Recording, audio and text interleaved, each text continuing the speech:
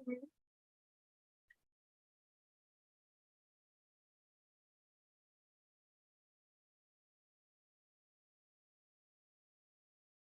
think the recording has started. Yes, sir.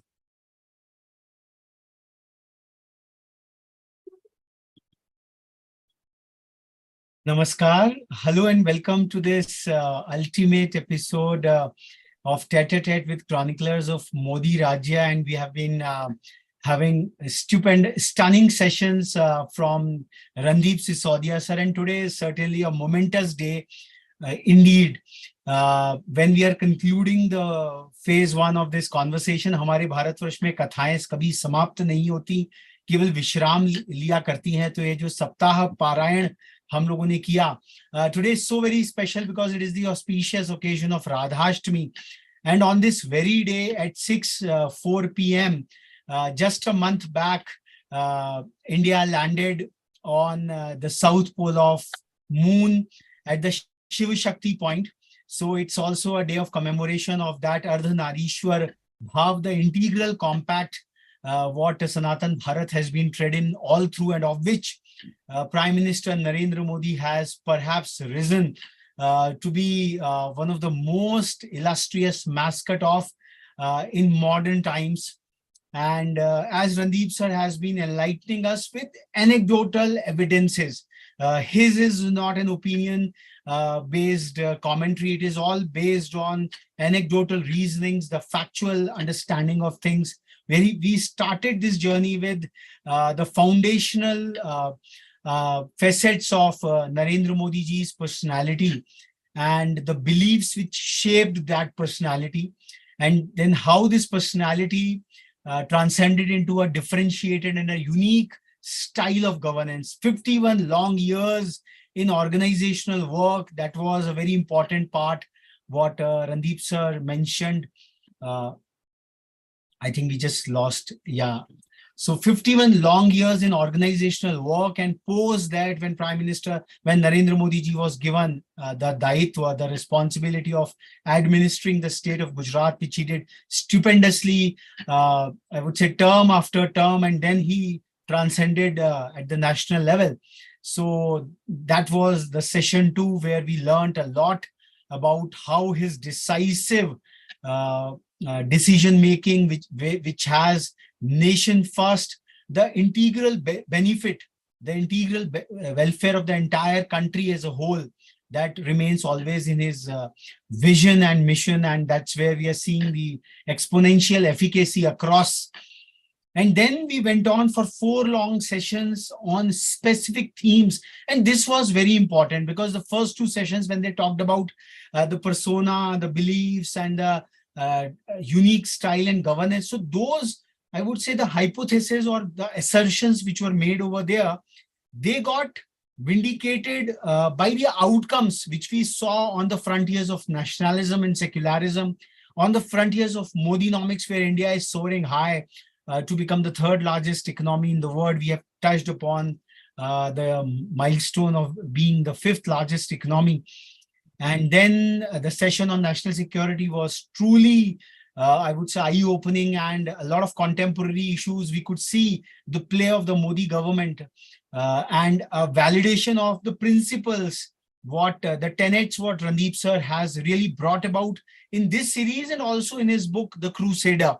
So that's how he has brought about those leadership principles from a very, very first-hand accounts. And then yesterday we had a very elaborate manifestation of India's spiritual and cultural heritage, how it has manifested in a very inline fashion, in a very non-controversial but very impact-creating fashion, एक सहजता के साथ, क्योंकि जो जीता है जिस संस्कृति को, जिस अध्यात्म को, वो सहज में उसके दैनंदिन जीवन में उद्भासित हो जाता है. That is what Randeep sir has shown, and he is very characteristically contrasted Modi Rajya with the other earlier Rajyas. And this contrasting, and this is not again from any malice or any kind of a political activism. This is more from a student of politics, a very unbiased and very academic a very, I would say, objective commentary what Randeep sir brought about, that how the first Prime Minister of India, his beliefs and his personality, the way it was shaped up. And then when he contrasted with that of the 15th Prime Minister, I would say it really brings about a sea change, and the outcomes, what we are seeing is phenomenal. And today is the summation of all these 6 days of elaborate, enchanting commentary. And I think that the students of management, especially the students of leadership who are studying leadership in the ambit of business organizations largely, would be greatly benefit if they devour through the book, perhaps, and perhaps these sessions would be a kind of initiator into a deeper reading into the book, what Randeep sir has brought about out of his 2.5 decades of management experience in corporations. And he has brought that. So his insights are, I would say, truly mind-boggling that way. So how India's stature is growing amongst Committee of Nations so quickly under Modi's leadership, and the reasons for the same. This is the subject matter of today's discussion. And we just saw just a month, not even a month back, 9th and 10th of September, we just saw that how the G20 summit for the year 2023, how spectacularly it was organized in New Delhi. And for the first time in the history of G20, the leaders' declaration, the New Delhi leaders' declaration, comprising of around 83 long paragraphs, it was adopted without even a single conflict of interest, or without even a single scrutiny by any of the member countries. And how in Modi ji's leadership we brought the African Union, the another 1 billion plus sea of humanity, the aspiring global south, into the fold of the global giants per se. So a new world order is perhaps being created, despite whatever we are seeing on the Canada controversy frontier, which is being handled so very meticulously. And now over to Randeep sir for this ultimate episode, and where he will be bringing again in a freestyle fashion the various other facets which he introduced for the last 6 days. And we would hear him patiently. And I would say this would perhaps, because uske baad ye katha vishram legi. And so over to Randeep sir. Yeah, Namaskar, Raghavji. Thank you so much for the introduction. This final episode, it's really a summation of what all we've been discussing over the last 6 days. And I think the focus is primarily on the kind of progress, steep progress that India has made over the last nine. In fact, I should say Bharat has made over the last 9, 10 years. So, what are the key reasons behind that? And for me, the foremost reason, and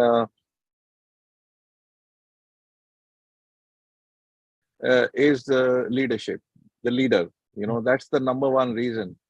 And I know if I talk about leaders as being one of the key reasons, there'll be an immediate reaction from our Congress friends saying that no, in a parliamentary, it's not the leader, but it is the system which matters. And I can understand why they say that, because primarily they don't have a leader. It's a leaderless organization, and it's not just Congress, the dearth of leadership over there. There's no leader who can stand up, to Modi's, leadership style or leadership. So I think they have no option but to claim that it's not leadership, but the system which matters. But let me again start off by giving you an example. There's some issues with the connectivity.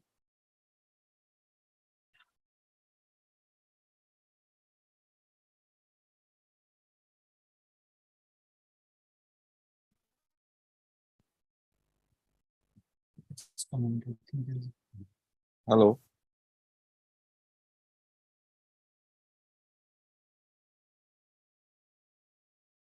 Can,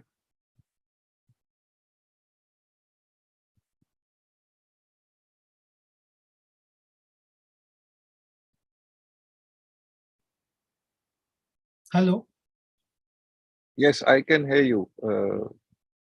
Hello. Yeah, yeah. There's a bit of lag. We can just quickly repeat if at all. You were saying that what we could gather that Congress does not have that kind of a leadership, and they say that Yeah, yeah. someone. So, Yeah. I think it's the compulsion. So that is why they take such a stand that it's not the leader, but it is the system. But if I can again, explain that or prove my point through an example, and when we attained freedom, there was just one party, which was Congress Party. So the leader had to be from there, right? It so happened Jawaharlal Nehru was elected or selected, I should say, Mhm. as the leader. Now, imagine what would have happened had Sardar Patel become the prime minister, who actually he deserved to be because he was actually elected to be the Mhm. prime minister. Mhm. But obviously, Gandhi decided otherwise, and Nehru became the prime minister. But had Sardar Patel been the prime minister, I think we can say for sure that we wouldn't have had the Kashmir problem. You know, uh, in all probability, we India would have been sitting on one of the chairs of the UN permanent membership. So instead of China, India would have been there. At that point of had he been the leader. The third thing, I think, if he had lived longer, we probably wouldn't have lost to China. In fact, probably it is quite possible that the China war may not have happened Mhm. uh, you know, and we wouldn't have lost Aksai Chin and one third of the rest of the Kashmir, which we actually lost to Pakistan. So, so if you notice, obviously leadership, would have made a huge difference had Sardar Patel been the leader. He was also from the same party. He was coming from the same ideology, but they were very different leaders, and they had very different leadership style.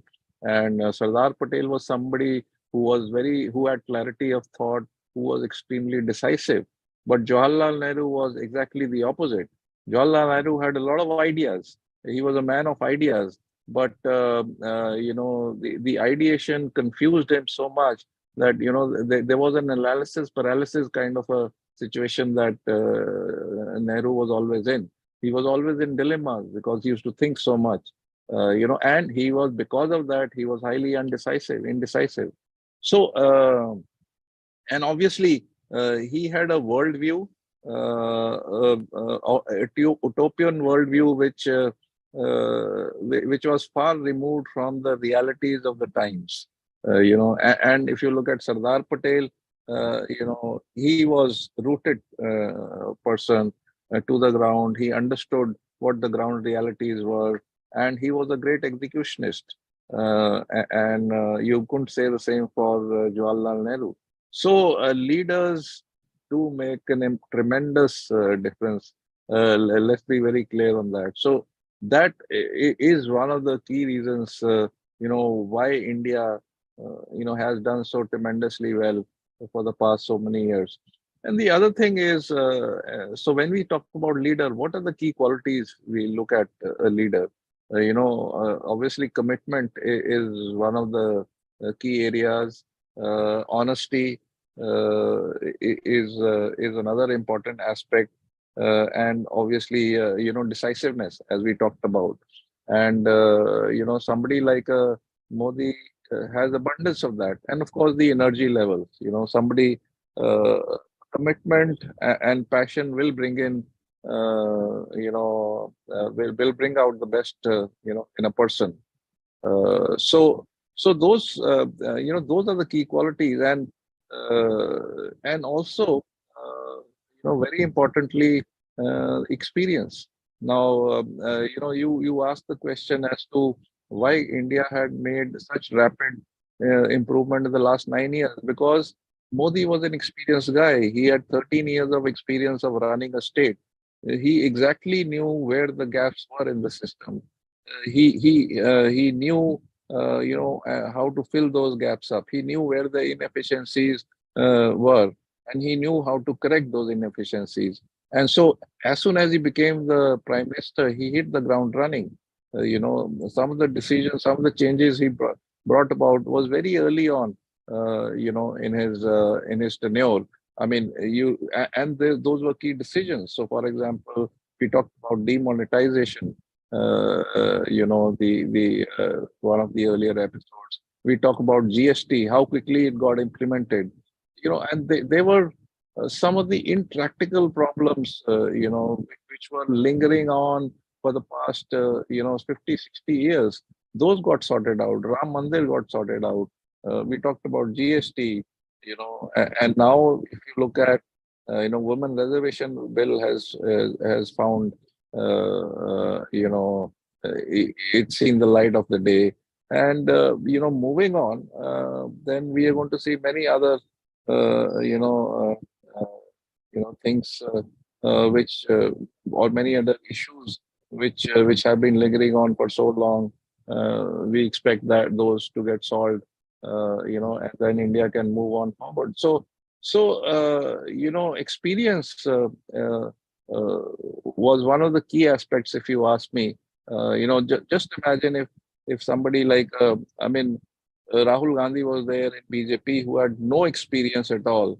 That person would have taken a long time, probably at least 5 years he would have taken just to understand the system. And only then probably he or she would have started making decisions. But, Modi did that from the very beginning itself. So that has been one of the key reasons, if you ask me. Some of the other aspects, which again are extremely important, is that you have to have, the vision.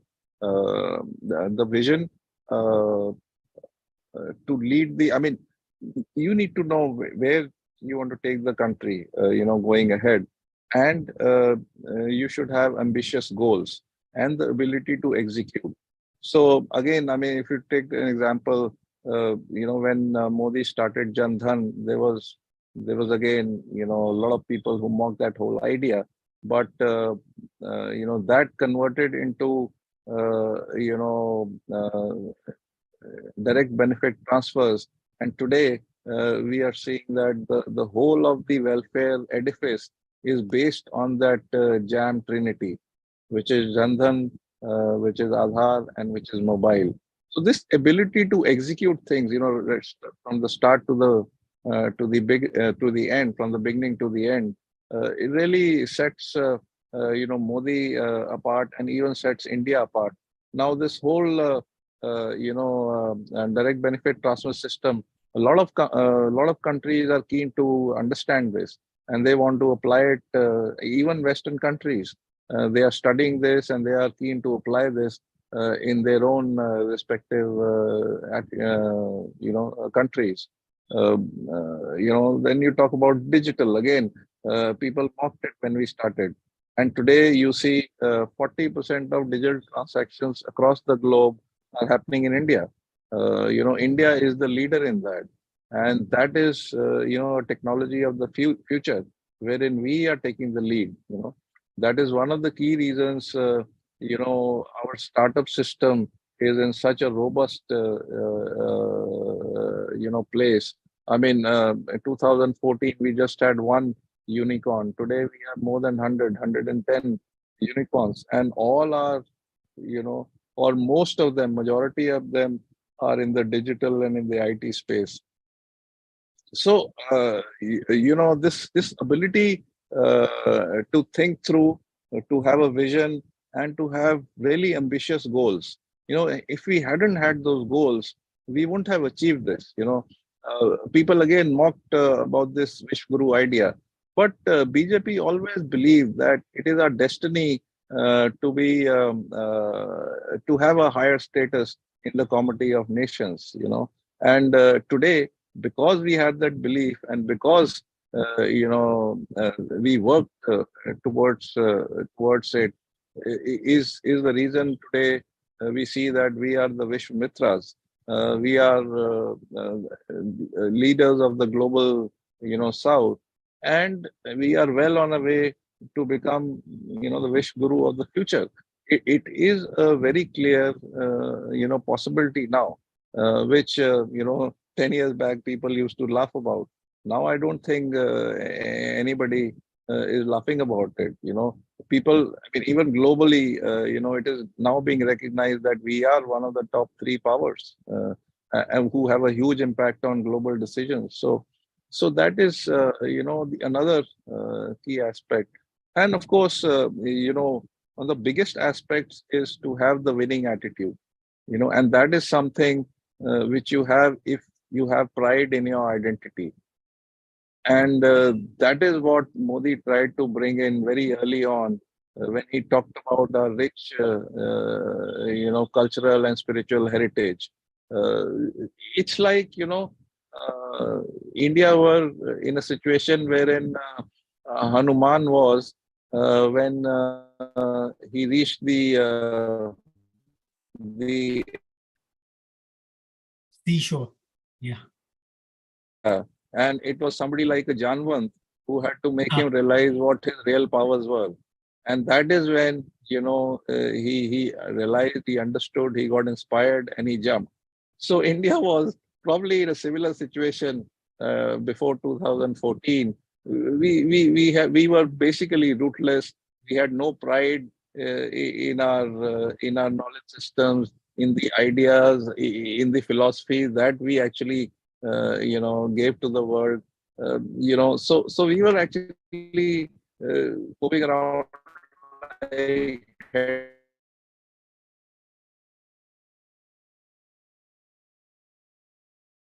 there's some signal issue, I think, again. We can just you lost hear it me? again. Yeah, a bit of a signal issue. It somehow came in between.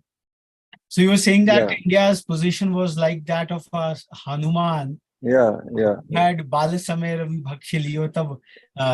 India had done so much of accomplishments earlier, but then there was a spell of darkness, and like Jamwant rose Hanumanji all over again to cross the Samudra of Sat Yojan. Yeah, so lovely. So I think again there is an issue. We are losing out on connectivity a bit. network issue. Yeah, at our end, though, Yeah, it's yeah, sir. Maybe interim. So please yeah. carry on. So there was a need. We were suffering from that loser mindset, as we also call the colonial mindset. Mhm. The fact that we had forgotten about our roots, or we were made to forget about our roots, or about our rich heritage, and the fact that ever since independence we hardly had any achievements. I mean, if you ask me, I mean, I'm not saying that there were no achievements, but achievements which we could really be proud of. And there was a lot of this attitude of always looking towards the west for validation. So all those things, really, so we need somebody to kind of bring that belief in us, bring about, and that would come only if we realize what our real identity was and what we really were. And we still have that heritage. It is just a question of reviving that, you know looking at our rich heritage and taking inspiration from it and moving forward. So once you develop a winning attitude, would you be able to achieve things, and would you be able to succeed. I think that is exactly why the fact that a lot of people mocked at uh,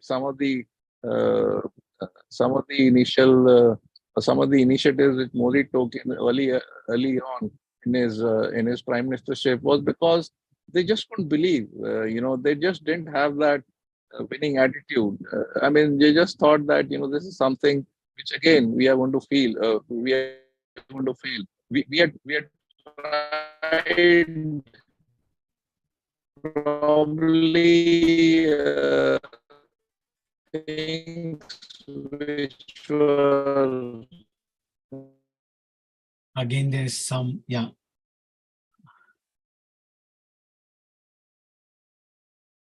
we-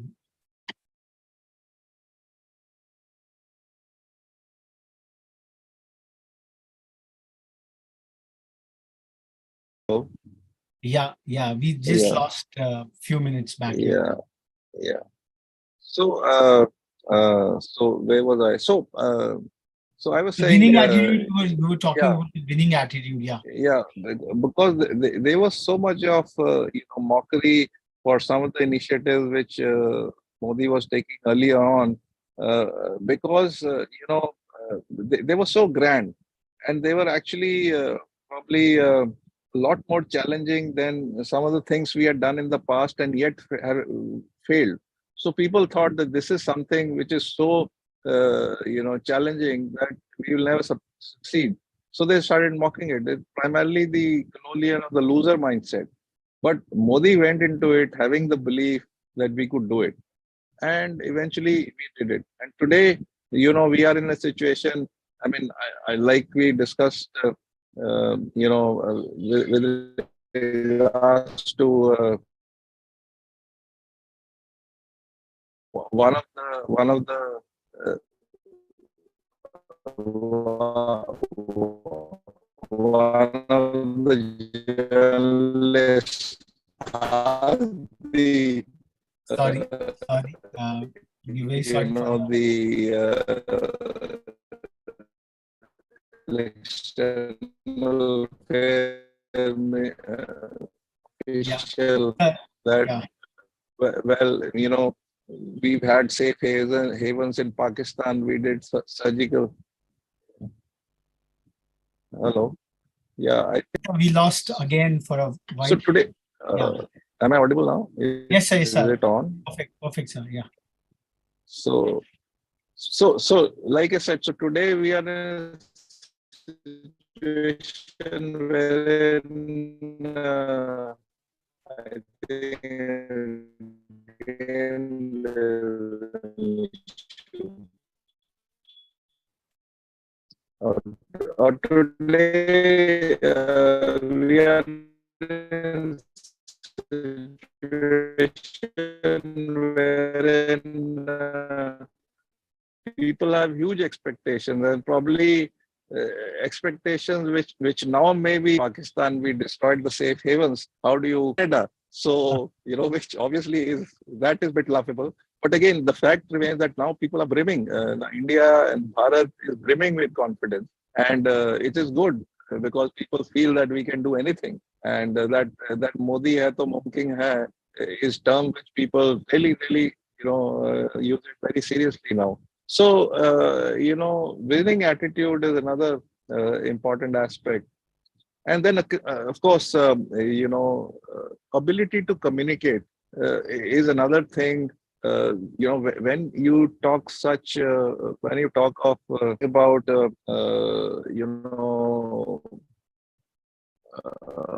really, big uh, changes in the system, bringing about transformations, you need to communicate with on people because it is not comforting. It brings in, it is uneasy for, or whenever the environment changes for people, there is uneasiness. So people want to maintain status quo. So when the huge changes happen, there is a need to communicate with people as to why we are making that change and convince people. I mean, you will never be able to convince everyone, but if 60 to 70% of the people you are able to convince, then you can rest assured that you will be able to make those changes. So, for example, demonetization, that was a huge change. It was a radical change. It was not a incremental change. So, radical change, and yet we went through it without any hiccup, without any protest. It shows that, Modi was able to convince the people. And then of course you talk about GST, and there were so many other issues, which were taken up, and people backed him because he was able to communicate. He was able to connect with people. He was able to.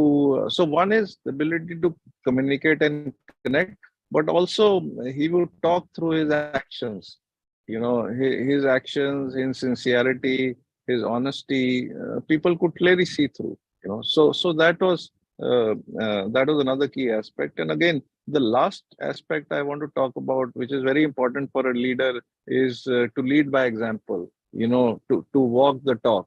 So if you're talking for your country, then you can't be seeing having a cushy life. Then if you want people to toil, then you also need to take the lead.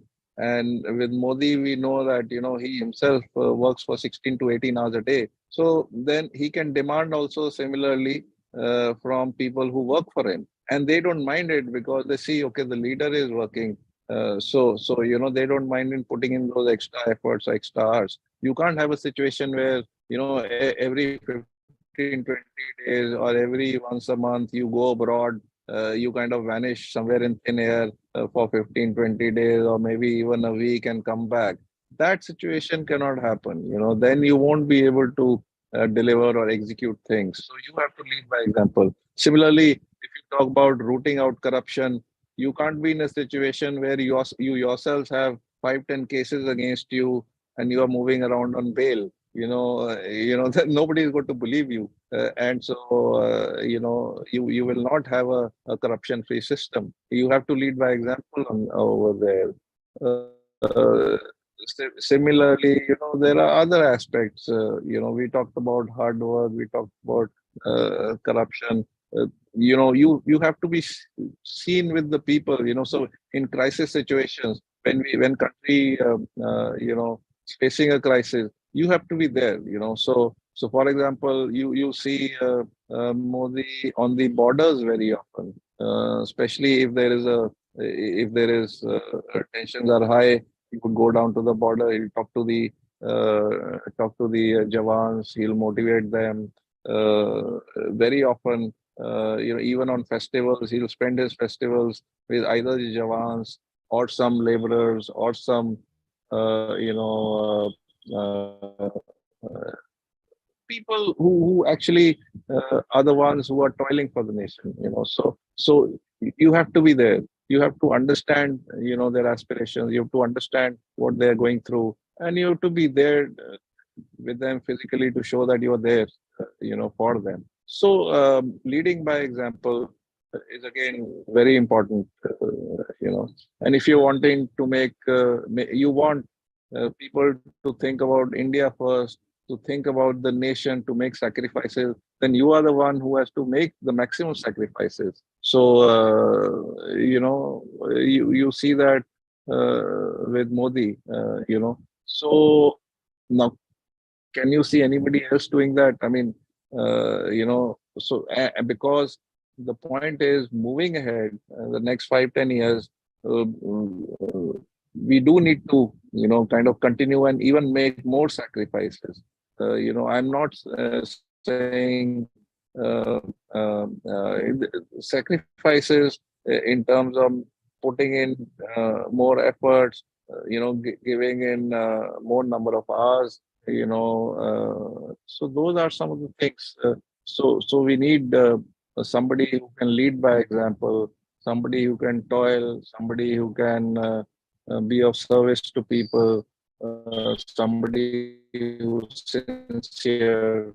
So I think these are the things which has really motivated and inspired people, and the reason why we've been able to deliver so much in the last 9 to 10 years. Whether it is at a military level, whether it is in the economy side, whether it is science and technology, whether it is sports, you've seen achievements, or we've done much better than what business, I mean, whether it is infrastructure development, all those areas. You're looking at roads. Today, our productivity is double or triple when it comes to laying down roads or laying down railway lines. So we are creating new waterways. When it comes to constructing more airports. I mean, today, in the last 9 years, we've doubled the number of airports that we had in the first 70, 60, 70 years. So tremendous pace, and that is because because Modi has been himself toiling, leading from the front. So people have followed him, backed him, and he's been leading by example. He's inspired people to deliver, to give better than their best, and so we are in this happy situation today. But we need to continue doing this, probably even more, because if we want to now achieve the 2047 vision of becoming a developed nation, then we need to continue on this pace or probably even better it. And the fact that we have inspirational leadership today, hopefully we'll have similar inspirational leaderships in the future also, who can lead by example, who have that winning attitude, who have the vision, who have the execution abilities to take the country forward, and who have the communication skills to align people together and to motivate them so that they can keep on delivering, and giving their best to the nation. I think what Randeep sir has summarized the entire political leadership decal, the 10 facets of political leadership. I think that is a matrix which the enlightened electorate of India, like we remember the famous jurist Nani Palkhiwala saying that India might be an illiterate country, but it is quite an educated one. So the commoners of this country, of Sanatan Bharat, as we call it, they are quite educated and they can find out these traits into a person and repose their faith and franchise into that very person to take their collective destiny further and forward. And what a beautiful enunciation of these 10 leadership principles, especially in the political space. And perhaps Modi ji scores 10 on 10 on each one of them, close to 10 on 10 if at all, if we go to that very significant figure kind of stuff. And what it comes to us is that it is a graded spectrum, like the TCP IP layer we all study in the computer sciences, the various layers, that from commitment, that's the first part of it all. Then moving towards honesty. If you are committed but you are not honest, it goes away. And then decision making, the decisiveness, where the philosophy of India first, the collective aspect, that is what Randeep sir has explained so very beautifully. Now, the first three parameters, after that, if you don't have the energy, so that energy comes from that tapas, from your very sattvic lifestyle, from that, I would say, that has a lot of on the personality bearing, how you carried yourself, such a hale and hearty at 73 odd years. Even a 40 plus people are seeing tired after such a, so that energy translates into a lot of execution. And then obviously experience, which comes from a long years of, जिसको कहते हैं निष्काम कर्मयोग की बात भारतवर्ष में होती है कि भाई without any like in the very first episode session, Randeep sir talked about that he worked for 51 long years at the organizational level, नेपथ्य में कार्य करते हुए. So that experience was garnered. Those were epochal moments. The flag hoisting at the Kashmir, Lal Chowk sir mentioned, the entire Rath Yatra from Somnath to that Advani ji's Rath Yatra, Ram Rath Yatra, the organizer was Modi ji, but what silently and subtly the work was happening. So, and in the seat of governance, 13 long years, the year he took on, the natural tragedy of Bhuj earthquake came about. And then a lot of learnings, a lot of things started happening out there. And experience is fine, that is of the past, but then having a vision for the larger, sir has put up. And now see the vision. Modi ji has given a vision for the whole world. One earth, one planet, one earth, one family and one future. Vasudhaiv Kutumbakam को किस प्रकार से उन्होंने उद्बृंगित किया है. This is so very phenomenal. In the Ukraine-Russian crisis, what Randeep sir mentioned so very well, that India really is in a position to interfere and really show that it is not an era of war. And coming from the leader of 140 crore people on the planet, that makes a lot of stuff. And somewhere or the other, I probably can say, and I would ask Randeep sir, that around 1914, so the First World War or the Second World War, when Gandhiji was the leader, somehow or the other, we were forced to support the British government at that point in time. Gandhi, the leader, could not stop. The Ahimsa ka Pujari could not stop those carnages happening, escalating from there. But Modi ji somehow has contributed phenomenally to balance it out with various multilateral levels. And the ability to execute, though, is the most stellar part of it all. Every day you are seeing magnanimous projects coming out of nowhere. And in these 9 years or the last 5 years, वो जो भाषण में कहते हैं कि भाई जो project मैं शिलान्यास करता हूं उसका उद्घाटन भी करता हूं. So somewhere or the other, the operations management domain, the operations management academia need to really distill further into it. What is the secret sauce that none of the project, and in an ecosystem like that of a government, is not escalating even by a single day. Projects are being completed beforehand. And obviously the winning attitude with umpteen amount of humility, ability to communicate, and leading by example. So this decal, I think it's a stellar decal, and perhaps in 2024 or any of the matrices, I think any leader, any aspirant of the political ecosystem can be weighed, can be evaluated on this. That's a different part of it all. But I think what Randeep sir has summarized, that this is the core nucleus which is driving this new India, which is aspiring to become a Divya and Bhavya Bharat, and which is being called under becoming a developed nation. Now, so many parameters would come out of it. I would request Dr. Surbhi to say the final few words, and also thank Randeep sir for having illumined in these 7 sessions about the quintessence of political leadership, which otherwise gets into a lot of controversial, इन्होंने ये बोला, इन्होंने ये वक्तव्य दिया, in a lot of छींटाकशी, in a lot of hearsay, in a lot of other narratives. So, Dr. Surbhi, over to you. Swami Vivekananda said that take the entire responsibility on your own shoulders and stop not till the goal is reached. And lo and behold, this is what we see in Modi ji. He is living the values embodied by Swami Vivekananda ji in the youth of the country, and this is the such a hardworking prime minister, inspiring the citizenry of his country. So this is something which we all must get inspired from and work even harder. Each citizen, each common person, each person of the country must pledge, and every citizen is important, and that is what constitutes the spirit of the Vision 2047. If we are to achieve what Prime Minister Modi ji has laid before us, the goals, we all must come together and work in our own fields with that motivation, with that spirit.